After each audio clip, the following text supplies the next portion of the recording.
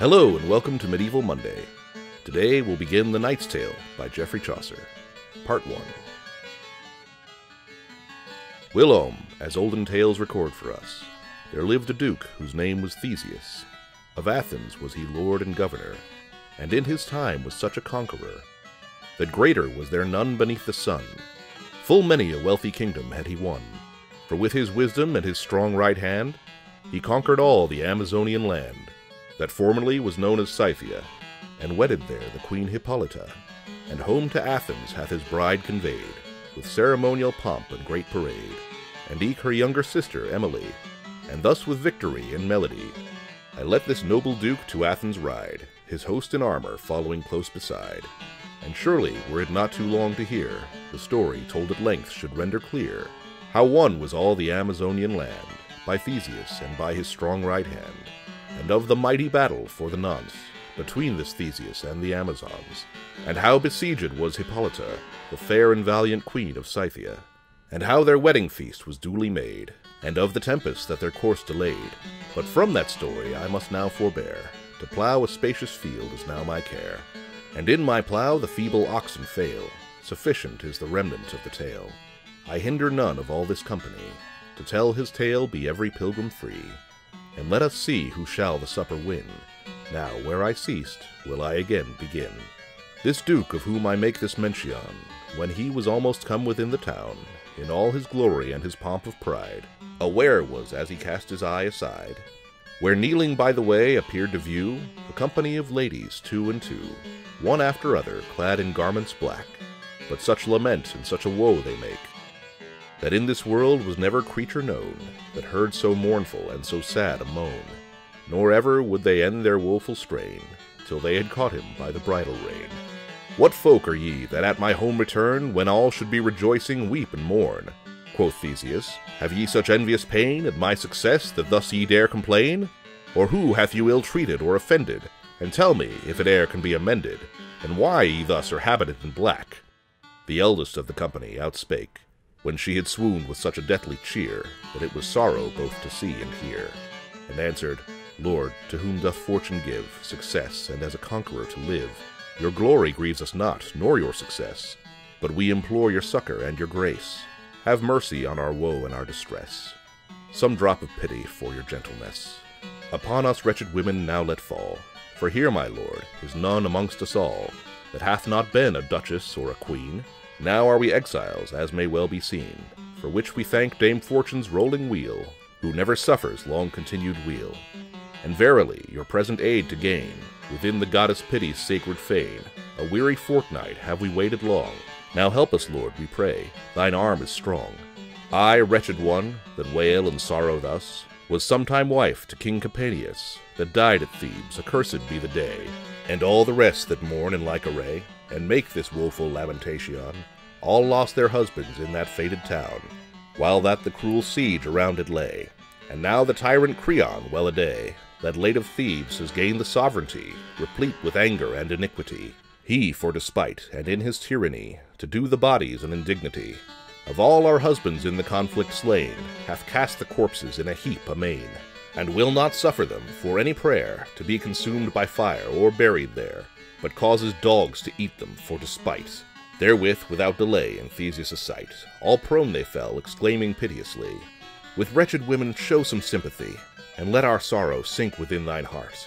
This gentle duke did from his courser start, with pitying heart, when thus he heard them speak. It seemed indeed as if his heart would break, beholding all the sadness of their fate, that formerly were of so great estate, and in his arms he caught them from the ground, consoling them with words of cheerful sound, and swore his oath, that as a worthy knight, so fully would he exercise his might, against the tyrant Creon, them to wreak, that all the folks in Greece should ever speak, how Creon was by Theseus well served, as one that had his death full well deserved. And right anon, without the least delay, he bade his men his banner to display, and rode to Thebes with all his host beside. No nearer Athens would he go nor ride, nor tarry for repose but half a day, but ever forward journeyed on his way, and bade Hippolyta the queen repair, with Emily her sister young and fair, unto the town of Athens there to dwell. And forth he rides, there is no more to tell. Mars painted in all red with spear and targe, So shines upon his banner white and large, that all the field is glittering far and wide. His pennon fluttered at the banner's side, adorned with beaten gold that gave to view the Minotaur whom once in Crete he slew. Thus rides this Duke, thus rides this conqueror, and in his host of chivalry the flower, till that he came to Thebes, and doth alight within the neighboring plain, prepared for fight. But shortly to commemorate this thing, with Creon, then of Thebes, the tyrant king, he fought and slew him, manly like a knight, in battle putting all the folk to flight. And by assault he won the city after, and rent adown both wall and spar and rafter. Next to the ladies he restored again the bodies of their husbands that were slain, for solemn burial as was then their wont. But long would be the story to recount, the clamorous cries, the lamentations dire, raised by the ladies o'er the funeral pyre, that burnt the bodies, and the honours fair, that noble Theseus in his gentle care doth to the ladies, ere they from him went. To tell it briefly is my sole intent. When that this worthy Duke, this Theseus, hath Creon slain and won the city thus, all night within the plain he rested still, controlling all the country at his will, to ransack in the heap of bodies slain, their armor and accoutrements to gain. The busy spoilers hastened forth secure, after the battle and discomfiture. And so befell, that in the heap they found, pierced through with many a grievous bleeding wound, 2 youthful knights that close together lay, their coats of arms the same in like array. The noble Archite of the twain was one, the other knight his cousin Palamon. Not wholly quick nor wholly dead were they, but by their coats of arms and their array, the heralds could their kindred surely trace, as knights belonging to the regal race of Creon, of 2 noble sisters born. Out of the heap the spoilers have them torn, and softly carried them within the tent of Theseus, and he full soon them sent to Athens, there in prison to remain. Perpetually all ransom was in vain. And when this worthy Duke the town had won, he joined his host, and home he rode anon, clad like a conqueror with laurel crowned. And there he liveth, joyful and renowned, for many a year, no need of words I trow, and in a tower in anguish and in woe, Archite and Palamon these kinsmen be, for evermore no gold can set them free. Thus passeth year by year and day by day, till once befell upon a morn in May, that Emily, that fairer was to sight than on its green stalk is the lily white, and fresher than the May with flowers new, for with the rose's colour strove her hue. Which of the twain was fairer, who shall say? As was her wont, before it yet was day, she had arisen, and was quickly dressed. For May permits no sluggard long to rest, that season pricketh every gentle heart, and causeth him anon from sleep to start, and saith, Arise, and do thy service true. This causeth her the custom to renew, to rise betimes, and honour give to May. All richly was she clad in fresh array, her yellow hair was braided in a tress, behind her back a full yard long, I guess. And in the garden, as the sun uprose, she wandered up and down, and as she chose, she gathered flowers mingling white with red, to make a well-wrought garland for her head. And like a heavenly angel's was her song. The master tower that was so thick and strong, that of the castle was the dungeon keep, where that these knights were cast in prison deep, of whom I told, and hope to tell you all, was close adjoining to the garden wall, where that this Emily had come to play. Bright was the sun, and clear the morning ray, and Palamon, this prisoner who to grieve was often wont, had gained his jailer's leave, to roam within a turret chamber high, from whence he all the city round could eye.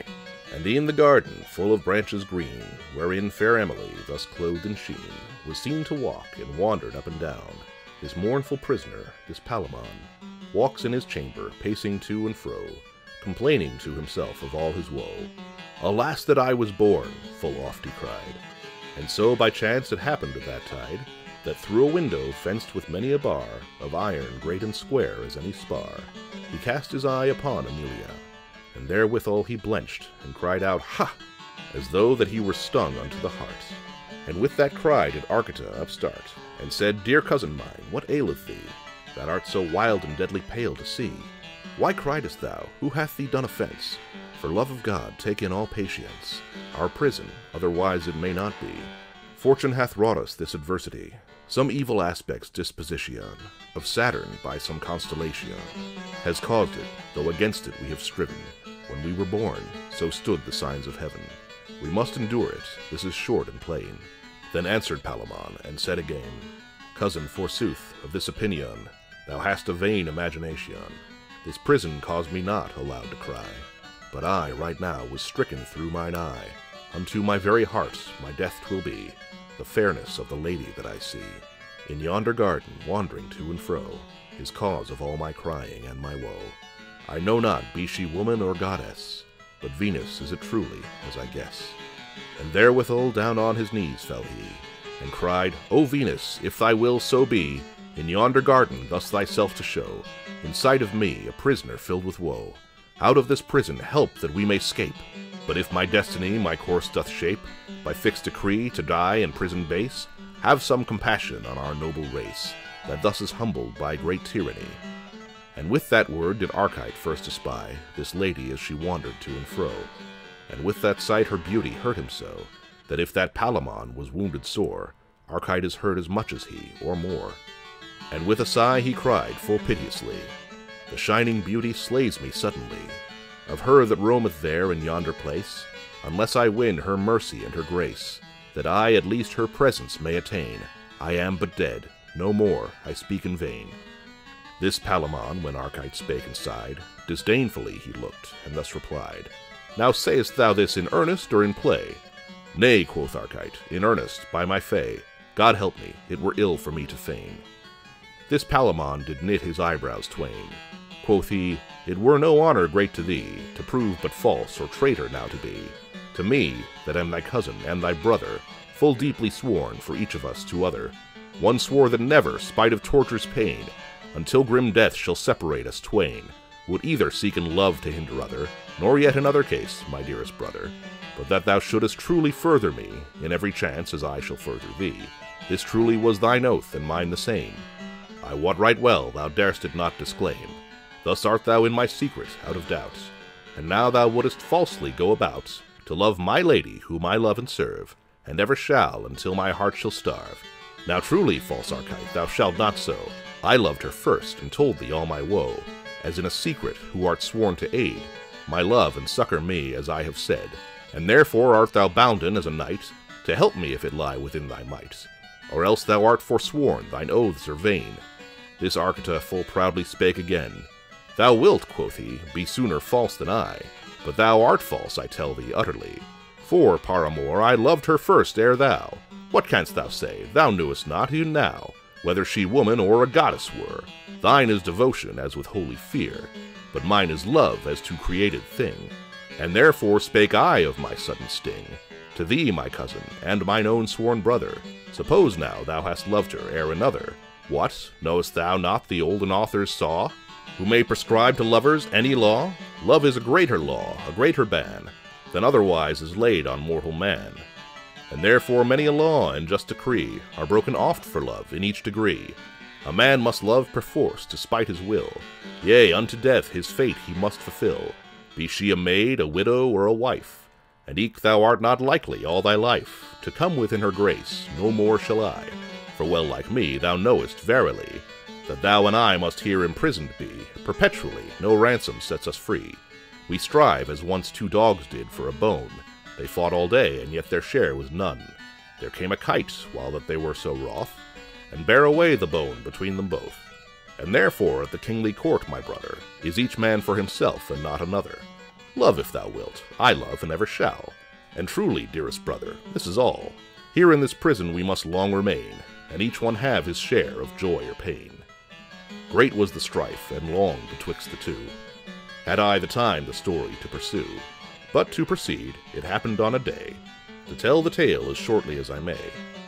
A worthy duke, one named Pirithous, and had a friend been of Duke Theseus, ere since they were both children, small and weak, was come to Athens there his friend to seek, and be amused as he was wont of yore, for in this world he loved no creature more, and he was loved as dearly in his turn. So well they loved, as from old books we learn, that when the one was dead, the truth to tell, his comrade went and sought for him in hell. But of that story I've no wish to write.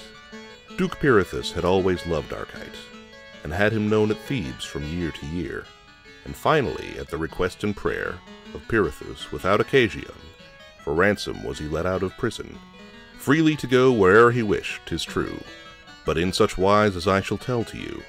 This was the covenant, in short to write, it plain twixt Theseus and this Archite, that if it happened that Archite were found, in all his life, by day or night, on ground, in any country of this Theseus, if he were caught, it was decided thus, that with a sword he was to lose his head, without redemption, thus his cause was sped. He takes his leave, and homeward fast he hies. Let him beware, his neck in forfeit lies. How great a sorrow suffereth now Archite! Sharp death he feeleth through his heart to smite. He weepeth, waileth, mourneth piteously. To slay himself he pondereth privily. He said, Alas, that I was ever born!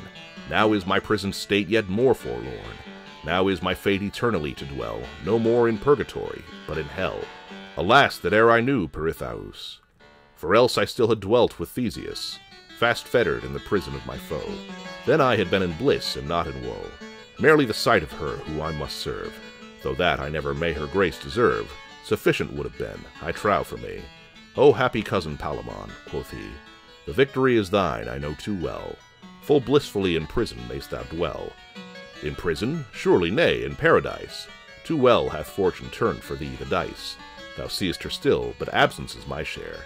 'Tis likely, too, since thou art alway there, and art a knight, a worthy one, and able, that by some chance of fortune variable, thou mayst to thy desire some day attain.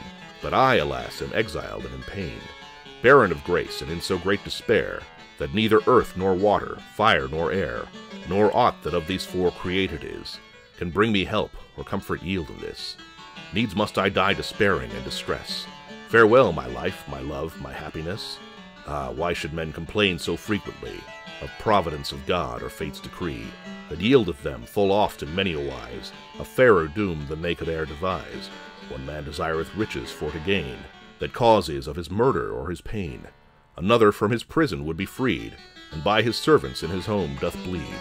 Infinite harms and such like things appear. We know not what it is we pray for here. We act as one that drunk is as a mouse. A drunken man well knows he hath a house, but knoweth not which way will homeward lead, and slippery is the drunkard's path indeed. And in this world, I trow, so wander we, with painful care we seek felicity, yet go astray full often, certainly. Thus may we all confess, and chiefly I, whose former vain opinion took the shape, that if from prison I might once escape, all joy and happiness I could not miss, whereas I now am exiled from my bliss. Since that I may not see thee, Emily, I am but dead, I know no remedy. But on the other hand, Sir Palamon, when that he knew Archite away was gone, such sorrow makes that all the tower on high resoundeth with his clamour and his cry. The very fetters on his ankles great were with his bitter briny tears all wet. Alas, quoth he, good Archite, cousin mine, of all our strife, God knows, the fruit is thine. Thou walkest now in Thebes, and all at large, and of my woe thou tak'st but little charge. Thou mayst, since thou art wise and brave and free, assemble all the folk that follow thee, and make so sharp a war against this place, that by some treaty, chance, or act of grace, thou mayst obtain that lady for thy wife, for whom, alas, I needs must lose my life. For as by way of possibility, since thou art all at large, a prison free, and art a lord, advantage great is thine, whilst in a prison's narrow cage I pine. For I must weep and wail the while I live, with all the woe the prison may me give, and eke with pain that love doth give also, that doubleth all my torment and my woe. Therewith the fire of jealousy did start within his breast, and caught him by the heart, so madly that he like was to behold to boxwood or to ashes dead and cold. Then said he, Cruel gods, that regulate this world by binding words of changeless fate, and write on tablets of pure adamant your sure decrees and your eternal grant, what more in mankind can you e'er behold than in the sheep that crouches in the fold? For man, like other animals, is slain, and dwelleth eke in prison or in pain, and feeleth sickness or adversity, yet oftentimes from guiltiness is free. What government is in this prescience, that thus tormenteth guiltless innocence? And this makes all my penance more redound, that man by duty's yoke is wholly bound, for sake of God to regulate his will, where animals may all their wish fulfill. When any beast is dead, he hath no pain, but after death mankind must still complain, though in this world he had both care and woe. Without a doubt the case may happen so. I leave the reason to the grave divine, but well I wot mankind hath cause to pine. I see a serpent or a thief uncaught, that hath to honest men much mischief wrought. go wholly free, and where he pleases turn. But I must be in prison through Saturn, and eke through Juno, full of jealous rage, that well nigh hath destroyed the lineage of Thebes with all its wasted walls so wide. And Venus slays me on the other side, with jealousy and fear of Archite's guile. Now will I leave Sir Palamon a while, and let him in his prison hopeless dwell, and of Arcita will I further tell. The summer passeth, and the nights grow long, increasing doublefold the torments strong, both of the lover and the prisoner too. I know which not hath sadder cause to rue, for shortly to compare their luckless state, in prison Palamon must ever wait, in chains and fetters, till men find him dead. And Archite, on the forfeit of his head, is ever banished far from Athens' shore, nor may he see his lady evermore. I ask you lovers now this question, who hath the worse, Archite or Palamon? The one may see his lady day by day, but fast in prison must he dwell alway. The other one to range at will is free, but nevermore his lady once shall see. Decide now as it please you, ye that can, for now I will proceed as I began. Thank you for joining us for Medieval Monday. Next week, we'll read The Knight's Tale, Part 2.